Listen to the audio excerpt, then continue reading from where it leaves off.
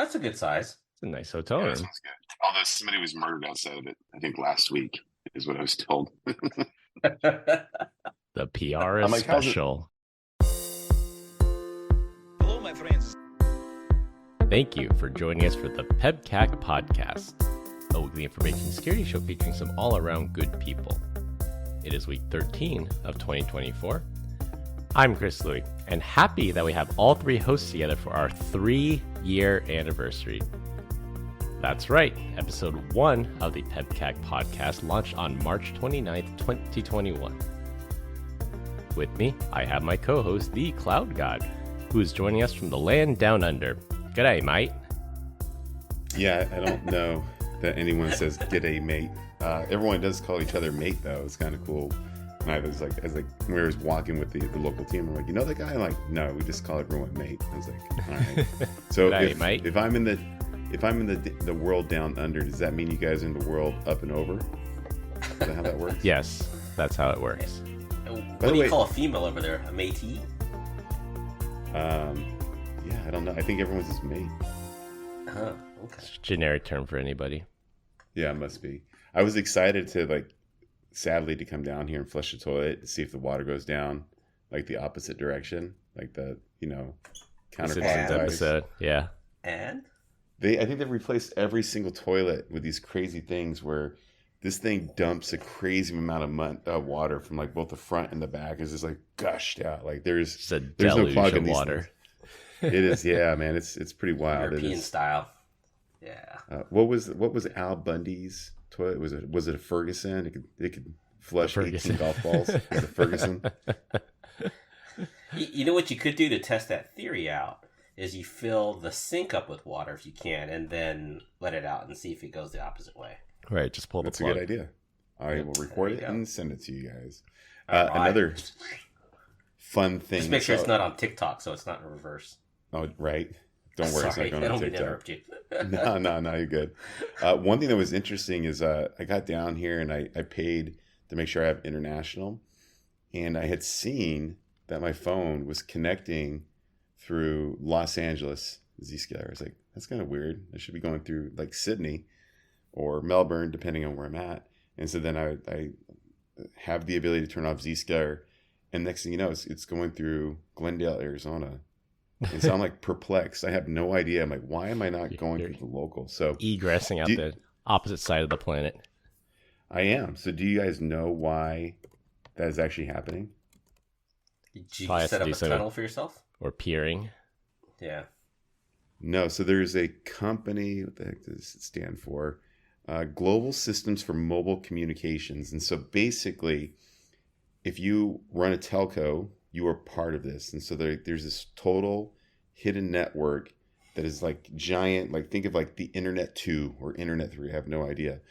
And every telco participates in this, so that if I'm a U.S. citizen flying into Australia, once I join their local telco, it recognizes that I am U.S. and it takes my traffic and literally sends it down a GRE tunnel to the U.S. What? And yeah. And so I had experienced this in Singapore, and everyone said I was an idiot. They're like, no, there's no way you're egressing out of Atlanta, Arizona. Yeah, and so then it dug into this, and so this isn't a U.S. thing to make us secure. What's your question? Oh, you're trying to get the hand signals up. Yeah, so this You isn't raise your a hand on the U.S. Zoom. thing. Yeah, this is not a U.S. thing to make this happen. It's actually, even if you were in Australia or an Australian citizen, you're flying into Berlin, you're flying into New York, and like that, you will always come back to Australia on that phone. So it's very important. For data? For data or for calling as well? I guess it's all like VoIP GDPR calling, right? thing or Yeah. data sovereignty Yep. or something. It must be something like that. I'm not too sure why, but you can look it up. It's gsma.com. And yeah, they just broker these connections, go back and forth. It's pretty wild how that works. Because I was really scratching my head until I figured this one out. And what's even more interesting, yeah. I talked with all the architects at Zscaler. Everyone's they kind of completely missed the point. And then I actually, when I was down here, I ran into Nathan Howe. And he's like, dude, I know exactly what's going on. And he basically ran into the same experience. He's like, what the hell is going on? Like, why is my traffic going across the world to go out to the internet? By the way, it's completely usable. That's the craziest thing. I can get on YouTube, check email. I can get on FaceTime. You name it. It works perfect. Like, it is insane. It's this hidden network they have. Anyways, he's the one that turned me on to this. And yeah, there's fun things to come when we think about this as well. So I'll leave it at that. It's a shadow government, Brian. Don't let them pull the wool over your eyes. Your internet and your voice traffic is going over that hidden network, right? So Yeah. you take out your laptop, it's going over the normal closest data center to you. Yeah, yeah. No, yeah, obviously, right? Because I don't have a 4 or 5G connection in my laptop. But I wonder if I had it on my iPad, if I had it like through Verizon or AT&T, I'm willing to reckon that traffic would just go back. Probably backhaul to the States. US. Yeah. Yeah, interesting. Interesting. And you, I mean, it's not carrier dependent, right? I'm sure all carriers do the same thing. If you want to be a carrier, you have to do this. Like, you have Okay. to buy into this platform and do that. And I was like, how's it? I was like, I don't think this works in China. They're like, no, it does. But China still has the big old firewalls there and doing crazy things. Great firewall. Okay. And we have Glenn Medina, or should we call him Korean Barbecue Glenn, or KBG. It was great seeing you yesterday. Yeah, awesome. Well, you saw it. I mean, how great was that place? How many places can you go and get Korean barbecue now that still serves it over charcoal? Charcoal. Not many. And full service, too. They cook it for you. That was great. Yeah, that was awesome. No guest this week. We were supposed to have our fourth host on, but he couldn't make it. I would say, Todd, if you're listening, you suck, but we know you don't listen either, along with not showing up. So there's that. Unlike our faithful guests that we have.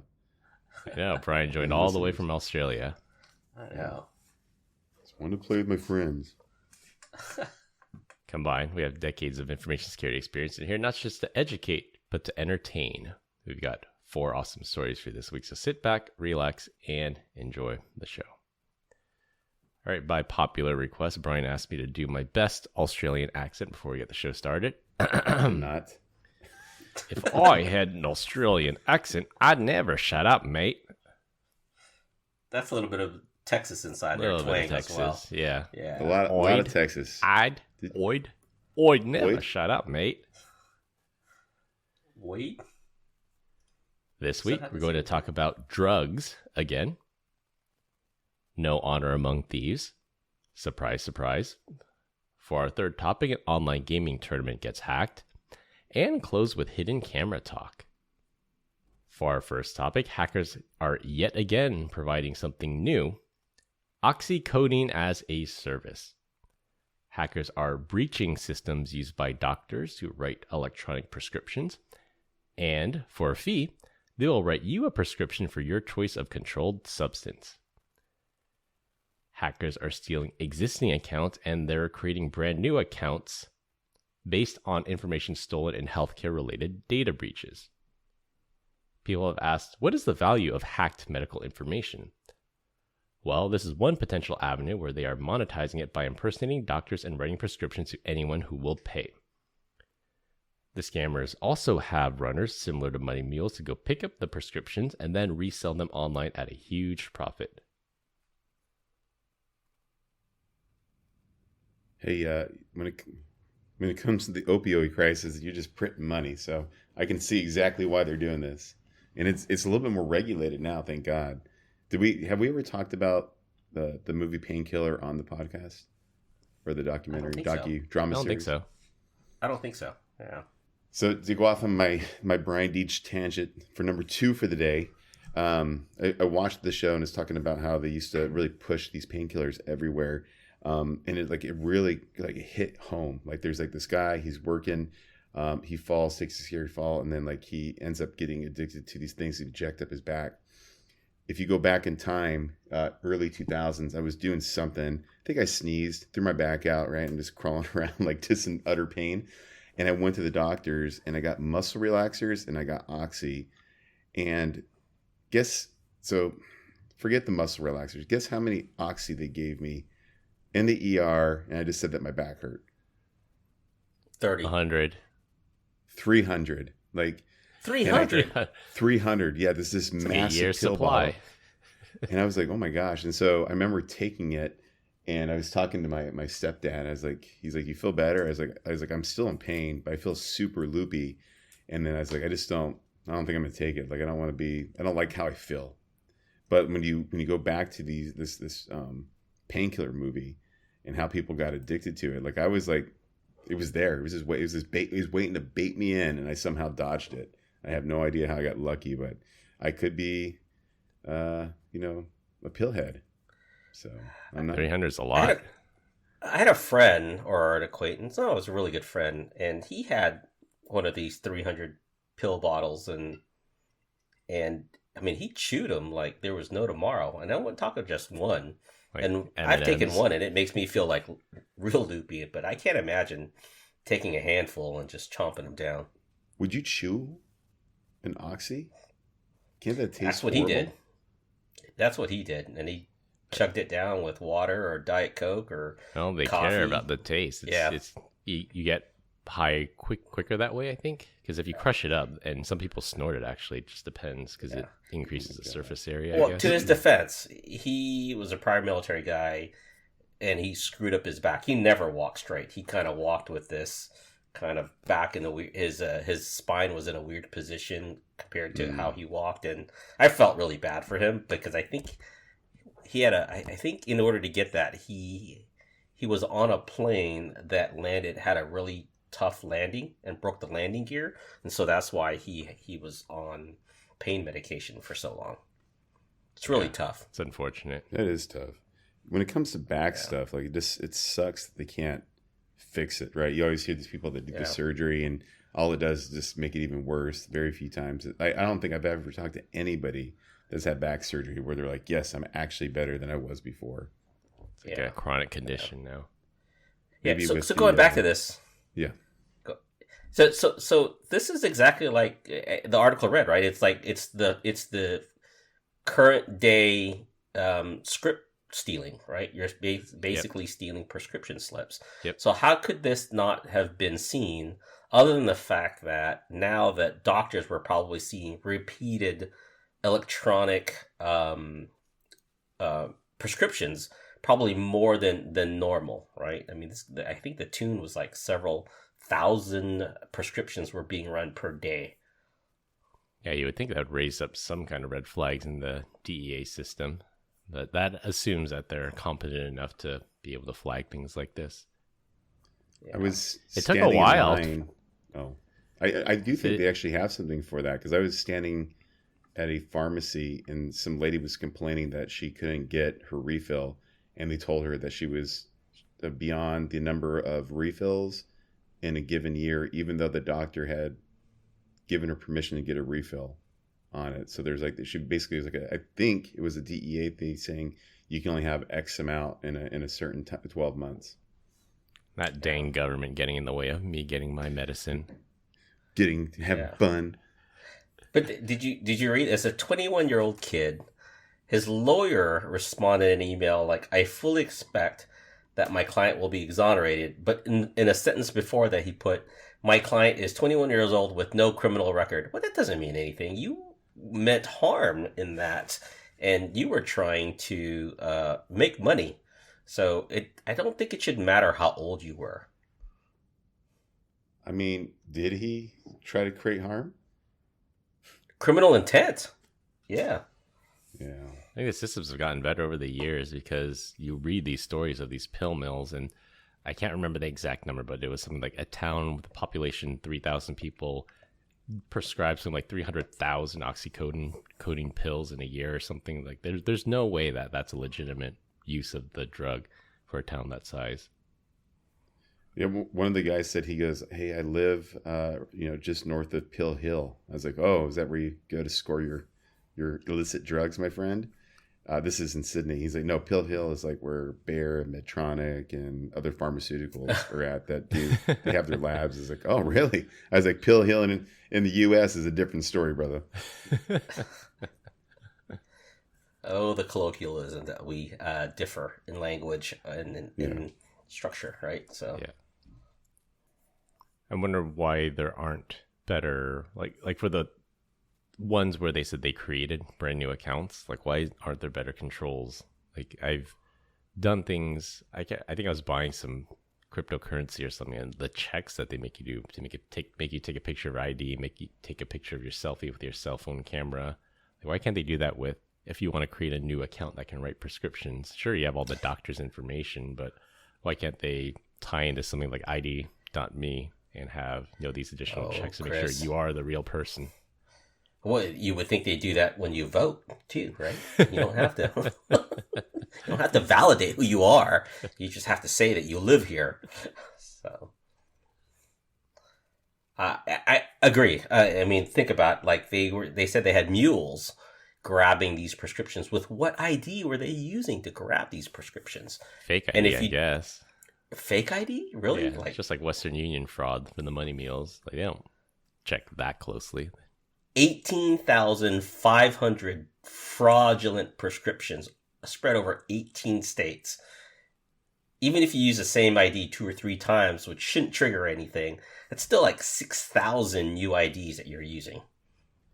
Did you guys ever see the Parks and Rec episode where the park ranger came up to Ron and asked him, he's like, "Do you have a permit? You have a do permit?" this here?" Yeah. And he's like, "Yes, I have one right here." And he says, "I can do what I want." Signed, Ron Swanson. Yeah. Because he's a tax-paying citizen. I loved it. He's the man.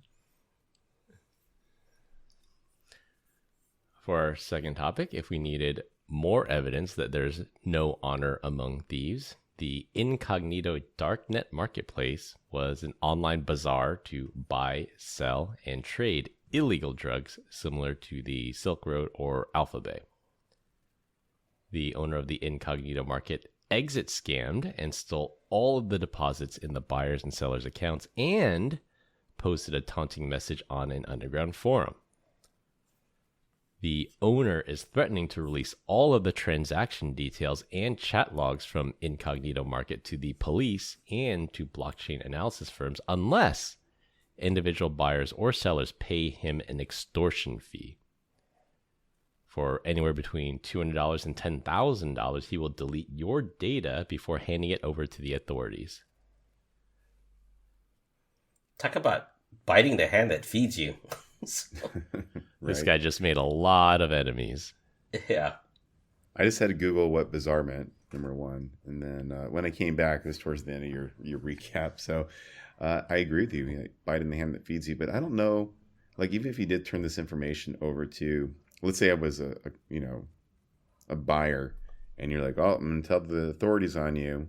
And so then you give it to Mesa Police Department. They're probably going to be like, "We really don't care." You know what I mean? I think I'm going to save my money. Do you think, unless you're moving pallets of stuff, then maybe you can get the DEA involved. But I don't think it's like that. It's probably going after the sellers, the dealers. I would think they would be more likely to be the ones in trouble. Who do you think is in this? Does he think these are individual contributors here? These are organizations. I would like to believe they're probably crime organizations that have deep pockets and deep everything, right? And he's just put a big target on his back, like you said, Chris. Yeah, this crazy. If you learn anything from watching Netflix shows, it's you do not mess with the cartels. You do not want trouble with the local cartels. No, not at all.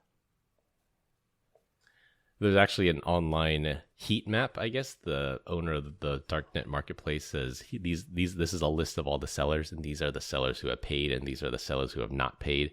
I think that's to make people nervous. That says if you bought something from someone who hasn't paid, to pressure that seller into paying the extortion fee so their details don't get released.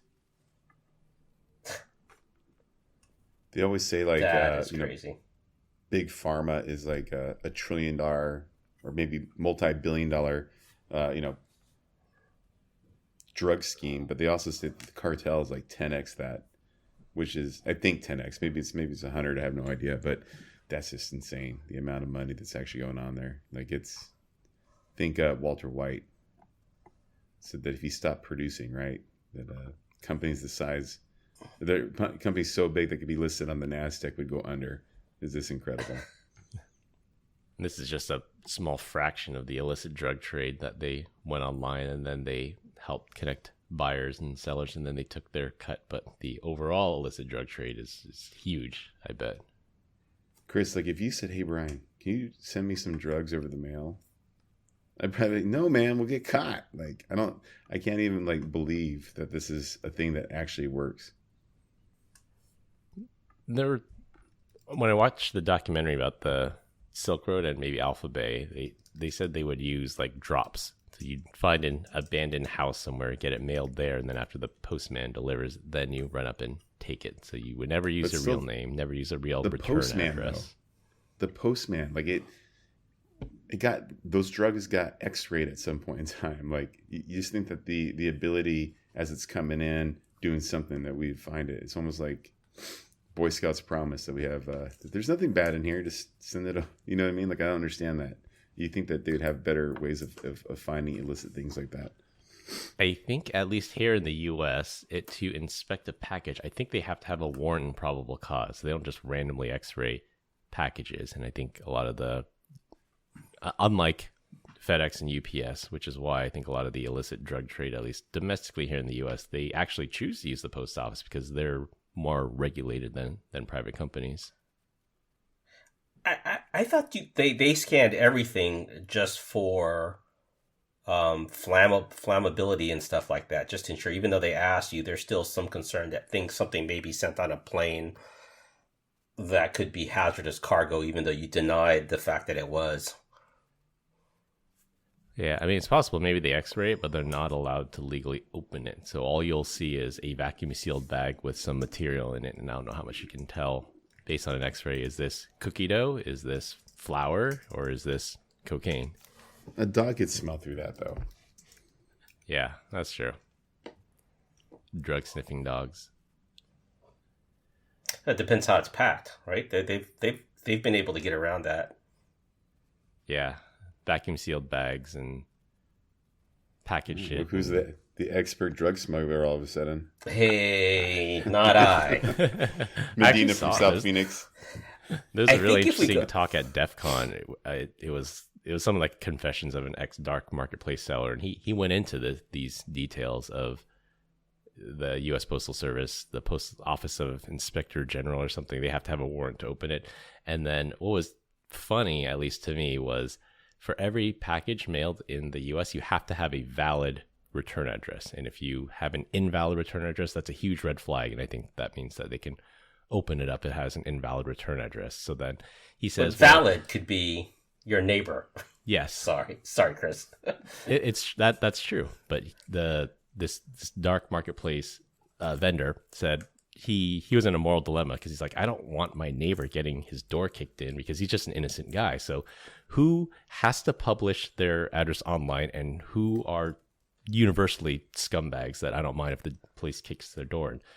So he went online and looked up the database of all the sexual predators in his area, because by law they have to publish their address and no one has any sympathy for them if the police kicks in the door. So he used their address as the quote valid return address on all these drugs that he sold. I can get behind that. That's just wrong. I'm sorry. Wrong is wrong. I'll have to find it, and if I find it, I'll link to it. It was a pretty good talk at DEF CON. Hey, you know what I used to do is I used to send postcards when I was in Germany to myself.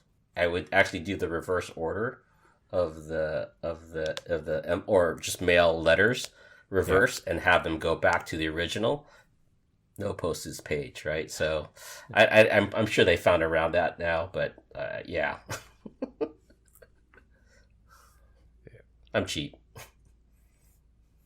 One time I was filing my taxes like the old-fashioned way, and I was going to just send that bad boy via mail.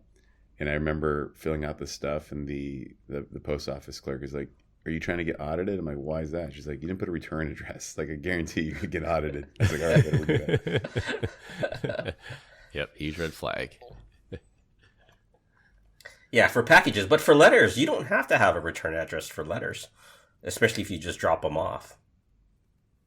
I mean, I still think it's still suspicious, but I don't think it gets red flag like a package. Yeah. What was that one thing that they were putting in envelopes back in the day? It was like a terrorist thing. You can start with like is either anthrax or ricin. Anthrax. Yeah, right. Yeah. Can you imagine ricin? Yeah. Jesus Christ. Another Breaking Bad reference. Mm. Two in one episode again. We are killing it, guys. Yeah, I think it was I gotta get back on right track. After 9/11.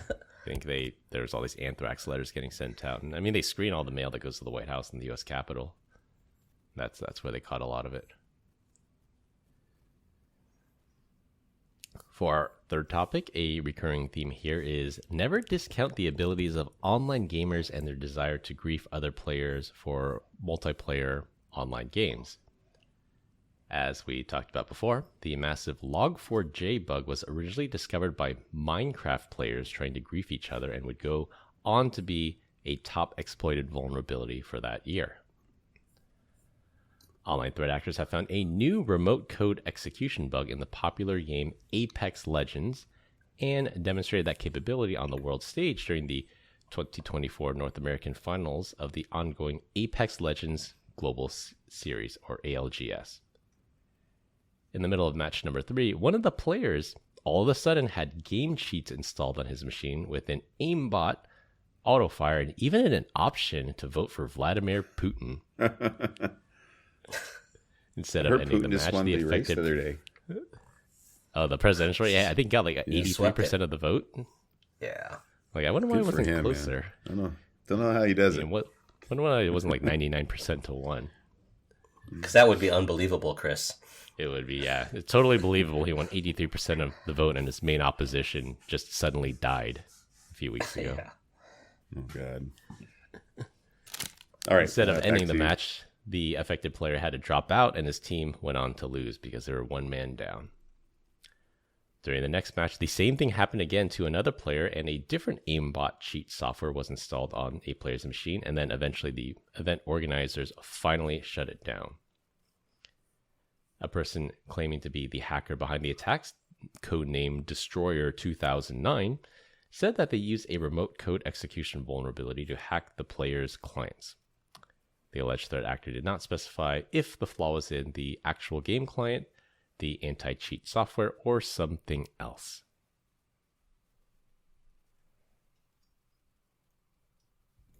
Go ahead and so go first. Remote code execution, they installed it. So basically they got phished and they had some illegal software on their computer. Is that what I'm understanding, Chris? I don't think so. I think because when you enter these legitimate game tournaments, especially held by the developer of the game, I think they have to have like clean installs. Like they have to have clean installs. They have to have very specific hardware requirements. Like there's only certain acceptable keyboards and mouse and peripherals. There's no way that they had any unauthorized software on here. So what happened was there is some kind of vulnerability in the game, and I don't know why they were internet connected, but somebody got into their machine, did a remote code execution, and installed this cheat software on their machine remotely. It was probably the other players playing against them, you know what I mean? That's what they used to do. When you're playing Call of Duty, you just DDoS the other person offline. Sneaky. But, yeah. But well, there's big money now. I mean, you're making them look like a cheater, right? Yeah. So, would you believe that a champion winner of ALGS, which I've never even played, couldn't even identify it in a stack of games, could make $500,000? Does that blow your mind? I would have never believed it before, but I do now. Yeah, after watching League exploded. Yeah, League of Legends, Fortnite. I mean, the winner of the Fortnite Global Challenge won like $1 million, and I think he's like 16 years old. Yeah, you know the old adage when your parents used to tell you you're never going to become anything if you play video games all day. That's gone out the window. Well, those kids got to make money staring at a computer screen, Glenn. What's that? What's that, Chris? Said you're never going to make money staring at a computer screen all day, Glenn. I'd like to prove my mom wrong now. So, you know what happened? Those kids became adults, and those adults figured out a way to monetize video games to prove their moms wrong. True. Remember, if you used to get in trouble for you'll go blind if you sit at the TV too close. Too close, and then we come full circle. Now we have literally TVs in front of our eyeballs with VR. Oh man, I re-enabled screen time. I turned it off for some reason for my daughter and had to turn it back on. And she's so annoyed. There's a newer feature in screen time that's like it's like a proximity of like how close the phone is to the face. Do you know what I'm talking about? Wow. No. Did not know. Oh, that's good. Yeah, it's like unnecessary like eye strain on there. She's like, "Can you turn that off, please?" I'm like, "No, I'm gonna leave it on. Screw you." I mean, So wait, you turned it on her phone? Phone that close? You turned it on her phone as a parent, or as a parent? Yeah, because I love her. Yeah, good for you. I take it she's the only person's phone that you can control because everyone else pays for their phone. Yeah. Well, the moment they all turned 18, I stopped doing it, and I was like, make your own decisions. I'm good to go with that. I don't mind. Yeah. So you have one left that's under 18. Good for you. Yeah. Make your own. Well, Chris is still battling the idea of getting his kid a phone, or kids a phone each. Put that one off as long as humanly possible. Anyways, it's called screen distance. So it's a feature to reduce eye strain is the feature in screen time. And that's a good feature. I think so. The kids have always kind of like, even at a younger age, they had an iPad, and that was a mofo to do when there was no screen time. It's basically like, hey, this device goes in mom and dad's room. You can play with it for an hour here or there. And now that you have screen time, like, you can be a little bit more flexible with it. But my daughter she had a quote unquote phone in 7th and 8th grade because she bought it on herself, but she didn't have like service. And so this is her first year with internet, and she didn't get straight A's last quarter. So she went from having internet everywhere to no internet, no service. She's like, this sucks. And then she turned it back around and got it. Got the semester grade up to an A as well, so which is pretty cool. Nice. I think my older one is at the age where none of her peers have cell phones, but they are starting to get to the age where they all have cellular connected Apple Watches, and that's for location tracking. And then in emergency, you'll be able to call mom or dad. Oh. If we had AirTags when my kids were younger, I would have never got them phones, because everyone else around them, technically, I could track them that way. Yeah, just ping the AirTag. We should ask your daughter to rate you on a level of 1 to 10 of how great of a dad you were. Oh, I'm total. I bet you she'll say 10. I'm just kidding. No. Well, I think it would probably depend on what age you ask them, because I still have this theory, and it's still consistent, that from 0 to 12 they think you're a god. Like, there's nothing you could do that is going to upset them, and they love you forever. Then the minute they turn 13 to about 24, they think you're the dumbest person on earth.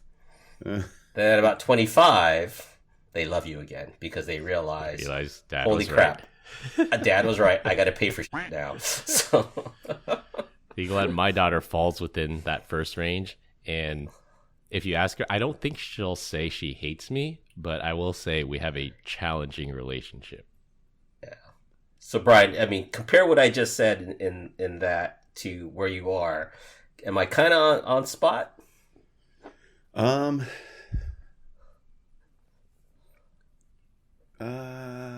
don't know yet, right? So the 13 to 18 for my oldest daughter, maybe not, maybe 15 to 18, we got along great, even though I'm the quote unquote evil stepdad. I turned out not to be, but she did beef a lot with my wife. But the moment she turned 18, they got really close together again. But she's still in the house. My son didn't really have any issues there at all.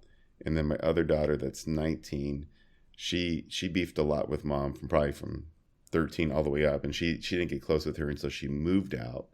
But she did listen pretty well the whole time about. No, I guess not. She did think that she'd be able to do certain things financially, very easy. But now it's just like she has to pay taxes. She's like, oh my god.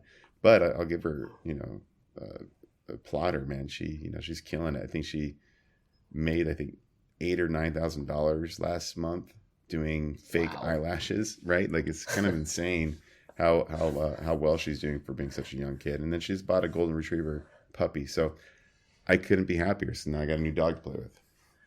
So how do we hire a set of teens and pay them about $4,000 a month, and then we own the other half of that money? I think we should own stores that do this, or like work from home, so we have to do brick and mortar. Yeah, let's go be investments, Brian. Investors. We'll be angel investors for that. We've talked about this. So the idea would be, pay somebody maybe $25 an hour, give them 40 hours a week, and then it's really our responsibility to drive clients into the business. And then that should be a no-brainer. And the idea would be, maybe have 4 to 6 seats that they can do. It could be pretty lucrative. Yeah. Well, let me know. I'll write a check. We'll all be investors. I like it. Yeah, definitely. Oh, look at this. We're in. We're all going to go into this together. I like it. That's right. We'll call it the PEBCAK Salon. We'll fund the security summits. We'll hire a marketing team to help us come up with a catchy name. Absolutely. The PEBCAK Pub has a nice catch to it. How about the Peblash? No, the Peblash. That's a little bit closer. I remember, I think my daughter's sister, which is not my daughter, but it doesn't make any sense. It's a very complicated thing. She started the whole thing first, and then she was trying to, save enough money to get married, and she called it Lashed by Sierra. I was like, do you know what lashing is? Like, I don't know if this is, but it was like, yeah, but no, the girls don't care, man. They're easygoing. Yeah. So, yeah. For our last topic, and it'll be a rotating topic every week. This week, we're going to talk about Airbnb's new policy of not allowing indoor security cameras. Previously, Airbnb only allowed indoor cameras if they were in a common area, that is, no bathrooms or bedrooms, and only if the cameras were clearly visible. The obvious use for the landlords is so that they could monitor for damage and to see if the house was throwing a raging party, also prohibited by Airbnb rules. Due to privacy concerns and complaints from renters, Airbnb now has a blanket policy of no longer allowing indoor cameras. You can still have doorbell cameras and outdoor cameras to know when people arrive and leave, but preserves the privacy of the renters inside. Brian, as a landlord for a rental house, how do you feel about the new camera rules? So it doesn't affect me at all. So I've always been of the mindset, if you're going to have cameras, then I don't want to infringe on their own privacy. So we do have cameras, but we're all on the perimeter of the house, not anything pointed in. As far as the throwing a raging party, there are devices that you can install in the house that pick up voices only to help notify you on that. So it's pretty cool. But yeah, we don't have to worry about the indoor stuff. I think it makes sense. And heck, like, man, there's some creepy people out there. Like, I'm 100% on board. You shouldn't have no cameras inside. Has anyone ever walked up to your ring and like licked it or anything like that? No, little kids will always like they'll hit the doorbell a lot. The age-old doorbell ditch. Yeah. Well, no, the kids that are staying there, they're like bing, bing, bing, bing, just hitting it all the time. Yeah. They just like to hear the sound it makes. So this is one of those common sense laws, right? This has me a little frustrated because I've used Airbnb before. I didn't know you could have cameras inside common areas, and I'm the type of guy, I'll walk around in my underwear, right? No, like, I don't care. But Dad, I can guess, you please put on some pants? Thanks for not doing these that. Are one of the things at the security summit, by the way. Yeah, these are one of those things that was a little cold. So these are one of those things. It's like, this is why I'm so. I'm a little concerned if I were ever to have to use someone else's property as opposed to like a hotel. Now, you go through the whole rank and change it. I'm sure this has happened at hotels as well with private cameras and two-way mirrors at these seedy hotels. But I just the thought of having someone have the capability of taping or recording me is a little icky. I don't know how you guys feel about that. So we went in. We stayed in a VRBO that had a camera like in the main room, and we didn't see it. And as we walked in, all we were doing is just talking shit about how much the house sucked. So yeah, there's that. But you know what? Yeah. So just real quick, when it comes to damages, right? There's the way that we looked at this is like, and as a renter before, like I would always panic, like especially when I had kids, like if I do damage to this house, like I don't want to be held responsible. And one of the cool things you can do is like we basically say, if you want to stay at our house, you can either do option 1, do a $5,000 deposit, and as long as you don't mess up my house, then you're free to go about your business and get your money back. Or you can just buy travel insurance. It's $120, but the peace of mind is if you do any damage, just tell us. It's no big deal. Like you're off the hook, right? Yeah. And so many people just sign up for the damage, and it's well worth it in my opinion. I do it when I travel as well.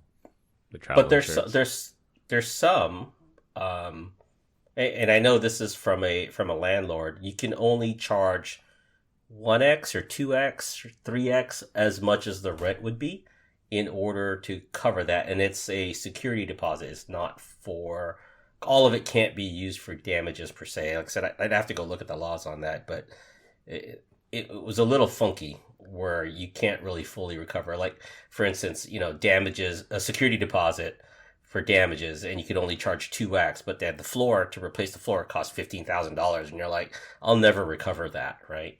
Yeah. So, I think for transit lodging, it's a little bit different than a rental. Right. Yeah. Yeah, because in California, like it's signing a traditional lease now. Starting this year, you're only allowed to charge 1x 1 month's rent for security deposit, because that was allegedly pricing out people that couldn't afford 3 months rent up front for a security deposit. Crazy. It's just, California is just not friendly to owners. No, it's not. Yeah, I've been to some not Airbnb, VRBOs, and they had cameras on the outside just to monitor who goes in and out. And like, that's fine. That's in a public space. But I think if they had any indoor cameras, that would definitely creep me out, and I wouldn't want to stay there. And those are the ones that you know about, right? You don't know about, like I said, you always watch these TikToks or whatnot. The nanny cams. Or the two-way cameras or the plugs. Those are things I know that I've always walked around and go, what are these things, right? Like, what does this look like? This is kind of weird. Could always put a sheet or a plastic bag over the smoke detector, Glenn, if you're worried about a hidden camera. Well, then if there's a fire, how are you going to get... It doesn't work that way, Chris. Says the guy who blockades the door with a bed. So. Yeah, you can never be too careful. Yeah. I think it's good, especially like when Airbnb did the raging party ban. They thought business would suffer. They seem to be doing fine now. They have this indoor camera ban. I'm pretty sure they're going to be fine. I think more renters were complaining about it than the owners now that will complain about their inability to monitor what's going on inside. I can't believe it was ever even allowed, to be honest with you. Agree. Yeah. Totally agree. Yeah, we had a friend of the show, Jim French. He owned a rental property, and he was complaining about either damages or stolen things or things going missing. He said it was such a headache for him that he ended up just selling the place, that he's no longer offered that just because it wasn't worth the headache anymore. Good old Jim. I haven't talked to him in a while. I like that guy. Yeah, maybe the rules or the clientele in North Carolina might be different than the clientele you get out in Flagstaff, Brian, or you just haven't encountered that yet. Well, it depends what type of property you're looking at. Well, I think we also kind of price ourselves out of the freeloaders, to be honest with you. Yeah. Well, we continue to get great comments about our dad joke of the week. Dad joke of the week. This week, Brian's up, and I hope you have an Australian-themed dad joke. I know. Better be good, mate. Man, you guys are stupid. You think I do that? No. I don't assimilate. Try to steal people's culture. So, let me see here. I wrote down 2 today. And he is wearing the American flag shirt in Australia. So that's awesome. Yeah. By the way, like people here are so freaking nice. Like I went to the gym today. I was looking for a drop in, and I don't know what it is in the U.S., but I was like, "How much is a day pass?" He's like, "Oh, it's $50." I was like, "Okay."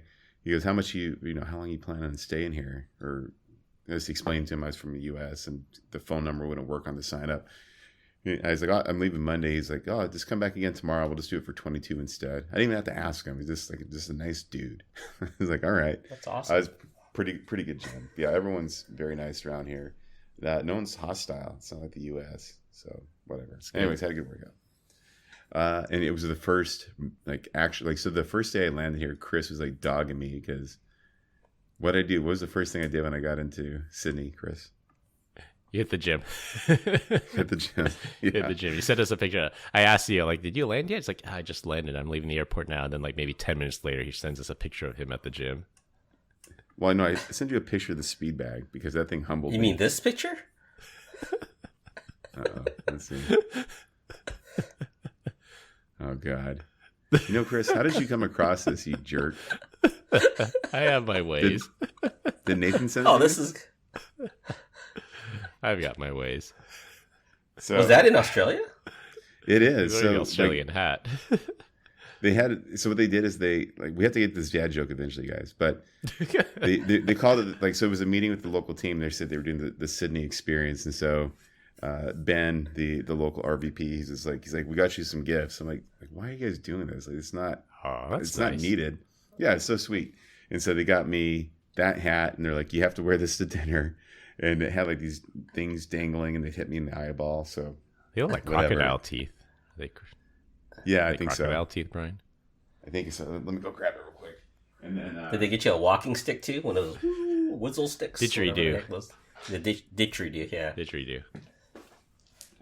No walking stick. This green hat. It barely fits my giant head. Chris is taking a picture right now. So. Well, he's recording the pod, so yeah. a beer koozie, because apparently I think we have beer koozies in the U.S. And then this little tiny koala, so I had something to like a little teddy bear, so that way I had something to cuddle with. Bring back to the kids. Oh my god! Yeah, and then all right, so they give me some Tam Tams or Tim Tams. What are they called? Tim Tams. Yeah, Tim Tams. What the hell's that? Tim Tams. Like They're delicious cookies. Yeah. Yeah. Did you eat it with Vegemite? Did you have a Vegemite there? Yeah. Did you have any Vegemite? How the heck do you guys know about Vegemite? Vegemite. Mate, it's an Australian thing. Put it on. Yeah. Ugh, maybe yeah. eat down there. It's like dried soy sauce to me. Pretty much. Yeah, so Vegemite. The Tim Tams, they supposedly taste better than the American ones. So I'm going to save it, and I'll let you guys know. We'll do a little they're amazing taste test. But they gave me Vegemite, and I was like, oh, what is this? They're like, oh, this, put your finger in there and use your little finger. I'm like, is this like a bump? And I'm going to snort it. And they're like, taste it. And they're like, you're going to love it. And so I taste the Vegemite or whatever it's called. I'm like, it tastes like someone chewed walnuts for the first time and then spit it directly in my mouth. They're like, oh, you don't like it? I'm like, no, this is terrible. Like, what are you trying to do? They're like, no, put it on toast. You'll love it. Yeah. Anyway. Yeah. So that's so funny that you knew about that, Glenn. I've had some. It's not that great. People know about Vegemite if they know anything about Australia. That's like their national food there. Or the Tim Tams. It's replaced peanut butter with Vegemite. They said they used real sugar with the Tim Tams here, and also an emulsifier. That way the chocolate doesn't melt the same way it does in the States or something. I don't know. All right, dad joke time. Let's go. Dad joke of the week. Dad joke of the week. To the guy who invented zero, thanks for nothing. Wah. There you go. I'm sure somebody's like, how do you know it wasn't a woman? I don't know. Like, I don't care. Like, just, it was supposed to be funny. Just get off my back. I thought it was great. Okay, good. Good job, Brian. Good job, Brian. So, it's interesting. They're not that, they replicate the U.S. here, but they're not fully on there yet. So they're dropping some words that would get you canceled. Not like the N word, right? Like, not like that. But just talking about technology, not not any Zscaler people, but on the customer side. Not the customers that I met either. Just in general, just people walking by, just hearing the R word left and right. I was like, oh, all right. So that hasn't been canceled down here yet. Still PC. Yeah, like in the UK, they still refer to cigarettes as the F slur. Like go out for an F slur. Like, it's still acceptable there. But that's a legitimate thing. Like that's never mind. We know what, we're gonna get in trouble. Let's just stop right now. Well, quit while we're ahead. Quit while we're ahead. Exactly. All right, to wrap things up, you can now get drugs as a service. Incognito Market exit scammed and is extorting its customers and sellers. Apex Legends suffers a public embarrassment, and no more indoor cameras at Airbnb. That's all we have for this week. We hope you enjoyed this week's episode. You can find us on LinkedIn. Links will be in the description.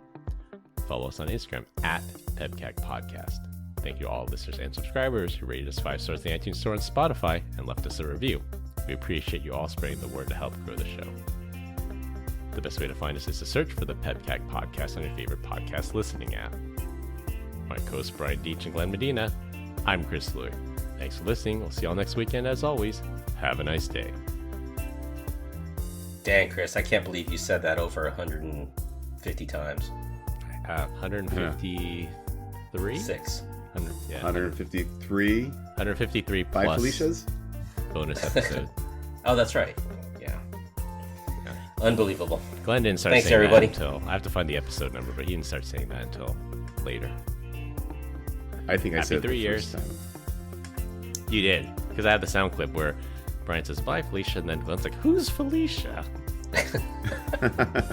That's so funny. And stop. Have a nice day.